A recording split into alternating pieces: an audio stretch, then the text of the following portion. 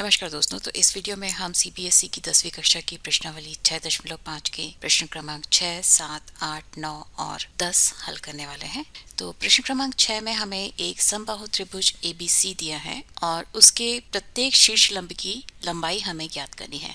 शीर्ष लंब मतलब कि एक शीर्ष से उसके सामने वाली भुजा पर खींचा गया लंब। तो मान लीजिए कि ये एक शीर्ष लंब एडी है और चूंकि ये समबाहु त्रिभुज है मतलब कि इसकी तीनों भुजाएं जो हैं वे आपस में बराबर होंगी और इसके तीनों शीर्ष लंब की लंबाइयां भी जो हैं वो भी आपस में बराबर होंगी। तो किसी भी समबाहु या समद्विबाहु त्रिभुज के शीर्ष से जिससे निकलने वाली दोनों भुजाएं जो है वे आपस में अगर बराबर हैं तो उससे खींचा गया शीर्ष लंब जो है वो सामने वाली भुजा को दो बराबर भागों में विभाजित करता है, या आप कह सकते हैं कि खींचा गया शीर्ष लंब एक मध्य का होता है क्योंकि वो सामने वाली भुजा के मध्य बिंदु पर जाकर मिलता है। ये जो है हमने 9वीं कक्षा के त्रिभुजों की प्रश्नावली में पहले ही सिद्ध किया हुआ है।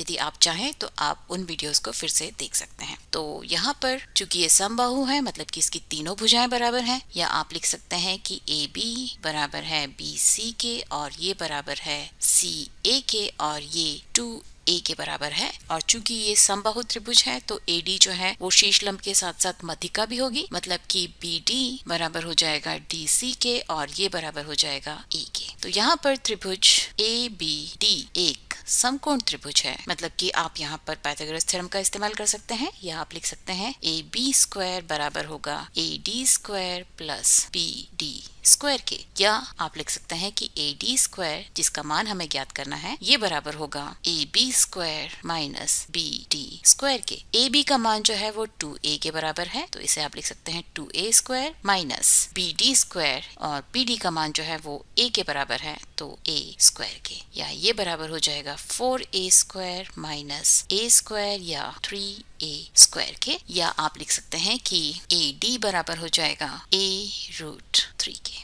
और चूंकि ये समबाहु त्रिभुज है मतलब कि इसके तीनों शीर्ष लंब की लंबाइयां जो हैं वो भी बराबर होंगी। आप चाहे तो हर शीर्ष से लंब की लंबाई जो है वो इसी प्रक्रिया को फॉलो करके निकाल सकते हैं। और चलिए अभी हम 7वें प्रश्न की तरफ चलते हैं। और 7वें प्रश्न में हमें सिद्ध करना है कि एक समचतुर्भुज की भुजाओं के वर्गों का योग उसके विकर्णों के वर्गों के योग के बराबर होता है। तो समचतुर्भुज एक ऐसा चतुर्भुज होता है जिसकी चारों भुजाएं जो हैं वो बराबर होती हैं और किसी भी समचतुर्भुज के विकर्ण जो हैं वो एक दूसरे को समकोण पर समद्विभाजित करते हैं। तो ये जो है वो हम 9वीं कक्षा में प्रूव कर चुके हैं जब हम समांतर चतुर्भुजों के बारे में सीख रहे थे, लेकिन फिर भी यदि आपको याद नहीं है तो मैं इसे यहाँ पर थोड़ा शॉर्टकट में आपको समझा देती हूँ। तो किसी भी समांतर चतुर्भुज में उसके आमने सामने की भुजाएं जो हैं वो बराबर होती हैं। तो कोई भी समचतुर्भुज जो है वो इस परिभाषा से एक समांतर चतुर्भुज हो जाता है और किसी भी समांतर चतुर्भुज के विकर्ण जो हैं वो एक दूसरे को समद्विभाजित करते हैं, मतलब कि यहाँ पर BO बराबर होगा OD के और साथ ही साथ AO बराबर हो जाएगा OC के। और चूंकि ये समचतुर्भुज है तो इसकी चारों भुजाएं जो हैं वो भी आपस में बराबर हैं, मतलब AB बराबर होगी BC के और ये बराबर होगी CD के और ये बराबर होगी DA के। और यहाँ पर यदि हम बात करें त्रिभुज ABO और त्रिभुज ADO की, तो यहाँ पर AB बराबर है AD के और BO बराबर है OD के और AO कॉमन है, मतलब कि AO बराबर है AO के। तो भुजा भुजा भुजा सर्वांग समता के उपयोग से आप कह सकते हैं कि त्रिभुज ABO सर्वांग सम है त्रिभुज ओके। और यदि ऐसा है तो उनके जो कोण हैं वो भी आपस में बराबर होंगे, यानी कि कोण AOB बराबर होगा कोण AOD के। और ये दोनों कोण मिलकर चूंकि एक सरल रेखा बनाते हैं, यानी कि कोण AOB प्लस कोण AOD बराबर है 180 डिग्री के, मतलब कि प्रत्येक कोण जो है कोण AOB जो कि बराबर है कोण AOD के, ये दोनों के दोनों 180/2 या 90 डिग्री के बराबर होंगे। मतलब कि ये वाला कोण जो है वो 90 डिग्री के बराबर है और ये वाला कोण भी जो है वो भी 90 डिग्री के बराबर है। और इसी प्रकार से आप प्रूव कर सकते हैं कि ये वाला कोण और ये वाला कोण ये भी आपस में 90 डिग्री के बराबर होंगे। ठीक है, तो इस तरह से आपको वास्तव में 4 समरूप समकोण त्रिभुज मिलते हैं। और अभी यहाँ पर यदि हम इन सभी के सभी समकोण त्रिभुजों में पाइथागोरस थ्योरम का उपयोग करें तो आप लिख सकते हैं AB स्क्वायर बराबर हो जाएगा AO square plus BO square के, और BC स्क्वायर बराबर हो जाएगा CO square plus BO square के, और CD स्क्वायर बराबर हो जाएगा CO square plus DO square के, और AD स्क्वायर बराबर हो जाएगा AO square plus DO square के। और इन चारों समीकरणों को यदि हम जोड़ दें, यानी कि equation 1 plus equation 2 plus equation 3 plus equation 4 यदि हम करें तो लेफ्ट हैंड साइड में हमें इस समचतुर्भुज की चारों भुजाओं के वर्गों का योग मिल जाएगा, यानी कि AB square plus BC square plus CD square plus AD square, ये बराबर हो जाएगा। राइट हैंड साइड को यदि हम जोड़ें हमें मिलेगा 2 गुना AO स्क्वायर प्लस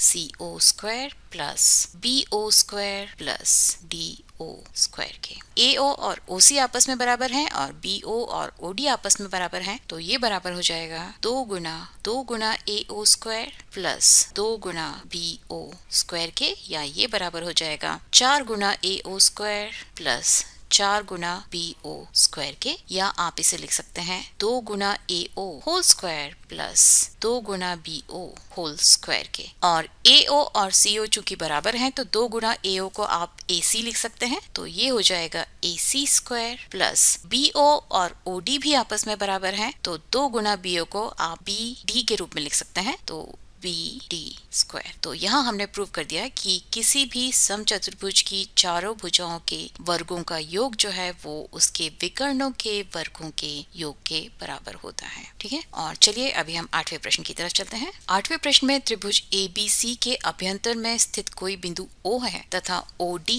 परपेंडिकुलर है BC के। मान लीजिए कि ये बिंदु O है और OD परपेंडिकुलर है BC के, OE परपेंडिकुलर है AC के, और OF परपेंडिकुलर है AB के। और हमें ये कुछ चीजें प्रूव करनी है। यहाँ पर चूंकि OA, OB और OC का भी इस्तेमाल किया है, तो हम इस बिंदु O से A तक, O से B तक और O से C तक भी रेखाएं खींच लेंगे, तो ये कुछ इस तरह से दिखने लगेगा, जहाँ पर ये सारे कोण जो हैं वे 90 डिग्री के हैं। ठीक है, मतलब कि ये सारे त्रिभुज जो हैं वे समकोण त्रिभुज हैं। वो सारे त्रिभुज जिन्हें मैंने पिंक कलर किया है वो भी समकोण त्रिभुज है, और वो सारे के सारे छोटे वाले त्रिभुज जो कि अभी भी सफेद रंग में हैं वे भी सारे के सारे जो हैं वे समकोण त्रिभुज हैं।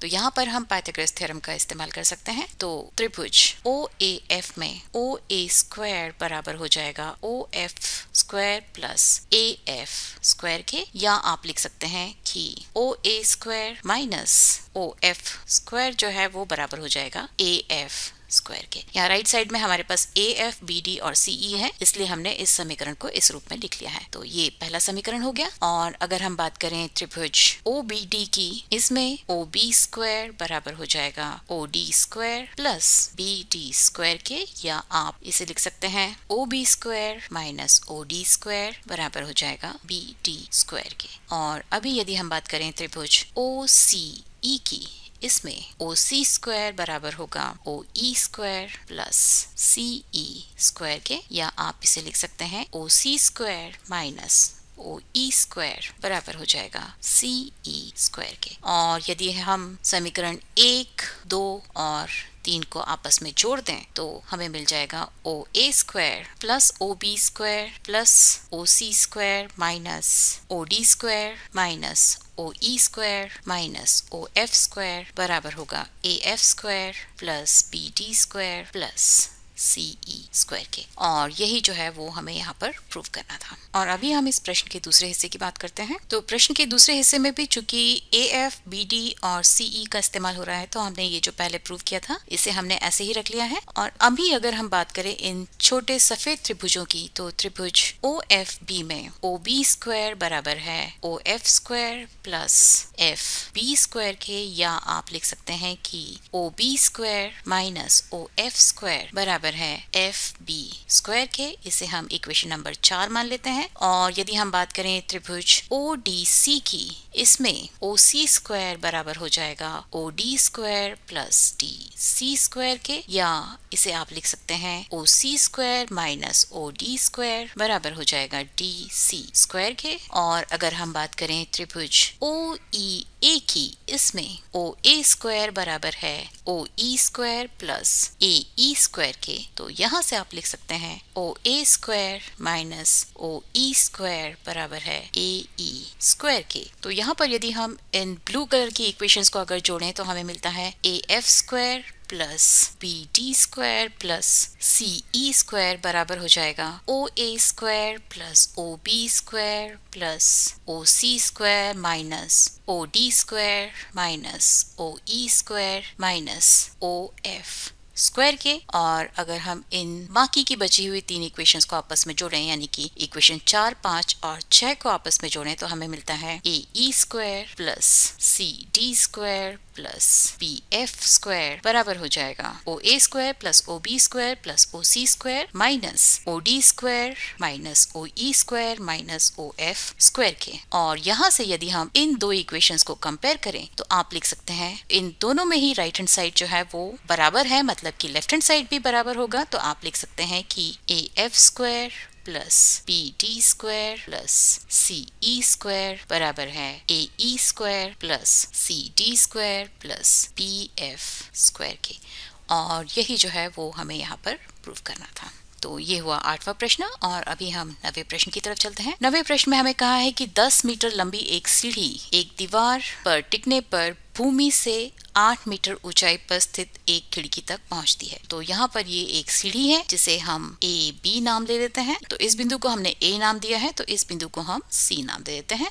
और चूंकि दीवार जो है वो हमेशा ही जमीन के परपेंडिकुलर होती है, तो ये जो है वो एक 90 डिग्री का कोण बनेगा, मतलब कि ये एक समकोण त्रिभुज हो जाएगा। और हमें यहाँ पर दिया है कि सीढ़ी की लंबाई जो है वो 10 मीटर के बराबर है, मतलब कि ये जो है वो 10 मीटर के बराबर है। और टिकाने पर ये भूमि से 8 मीटर की ऊंचाई पर जाकर मिलती है, मतलब कि ये जो ऊंचाई है वो 8 मीटर के बराबर है। ए सी जो है वो 8 मीटर के बराबर है। तो दीवार के आधार से सीढ़ी के निचले हिस्से तक की दूरी हमें ज्ञात करनी है, मतलब कि हमें ये जो दूरी है इसे यदि हम x मान ले तो ये हमें ज्ञात करना है। तो यहाँ पर त्रिभुज ए बी सी एक समकोण त्रिभुज है जिसमें कोण C जो है वो 90 डिग्री के बराबर है, मतलब कि उसके सामने वाली भुजा जो है वो सबसे लंबी होगी या इस त्रिभुज का कर्ण होगी। तो पाइथागोरस थ्योरम के उपयोग से आप लिख सकते हैं कि ए बी स्क्वायर बराबर होगा b c square plus a c square के। ए बी जो है वो 10 के बराबर है, यानी कि 10 का स्क्वायर बराबर होगा x स्क्वायर, बी सी को हमने x के बराबर माना है, प्लस 8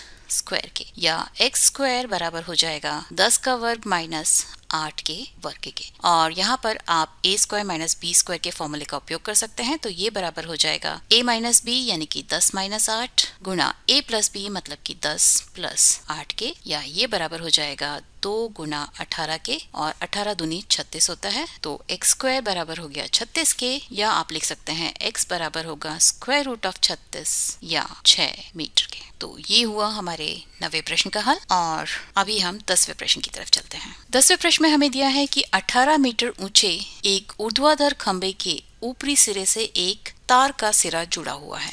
तो ये हमारे पास एक खंभा है और इसके दोनों सिरों को हम नाम दे देते हैं। तो मान लीजिए कि ये बिंदु A है और ये बिंदु B है। चूंकि ये खड़ा हुआ है मतलब कि ये धरती के साथ 90 डिग्री का कोण बनाएगा। और सिरे A से एक तार जुड़ा हुआ है। तार का दूसरा सिरा एक खूंटे से जुड़ा हुआ है। तो यहाँ पर एक खूंटा है जहाँ से हमने तार का दूसरा सिरा जोड़ दिया है। खंभे के आधार से खूंटे को कितनी दूरी पर गाड़ा जाए कि तार तना रहे, जबकि तार की लंबाई 24 मीटर है। मान लीजिए कि ये बिंदु C है और खंभे के आधार से इसकी दूरी जो है वो x के बराबर है। इस ऊर्ध्वाधर खंभे की ऊंचाई जो है वो 18 मीटर के बराबर है और इस तार की लंबाई जो है वो 24 मीटर के बराबर। तो यहाँ पर भी हम पाइथागोरस थ्योरम का इस्तेमाल कर सकते हैं, यानी कि AC का वर्ग जो है वो बराबर होगा AB वर्ग प्लस BC स्क्वायर के, या BC स्क्वायर बराबर हो जाएगा AC square minus AB square की, या x स्क्वायर बराबर हो जाएगा 24 स्क्वायर माइनस 18 स्क्वायर के, जिसे आप लिख सकते हैं 24 प्लस 18 मल्टीप्लाइड बाय 24 माइनस 18। तो ये बराबर हो जाएगा 42 गुना 42 मल्टीप्लाइड बाय 24 में से 18 गया 6। 42 को आप लिख सकते हैं 7 गुना 6, और इस 6 को आप ऐसे ही लिख सकते हैं। तो ये हुआ हमारे x स्क्वायर का मान, या आप दोनों तरफ यदि वर्गमूल निकाले तो आप इसे लिख सकते हैं 6√7 मीटर। मतलब कि इस खूंटे की इस खंबे के आधार से जो दूरी है वो 6√7 मीटर के बराबर होगी। तो ये हुआ 10वां प्रश्न, और इस वीडियो के लिए सिर्फ इतना ही। और अगले वीडियो में हम इस प्रश्नावली के कुछ और प्रश्नों को हल करेंगे। तो उसके लिए आप मैथ स्मार्ट हिंदी को देखते रहिए, उसे सब्सक्राइब भी कीजिए और नोटिफिकेशन बेल बजाना मत भूलिए, क्योंकि तभी आपको पता चलेगा कि मेरा अगला वीडियो कब आने वाला है। तब तक के लिए नमस्कार।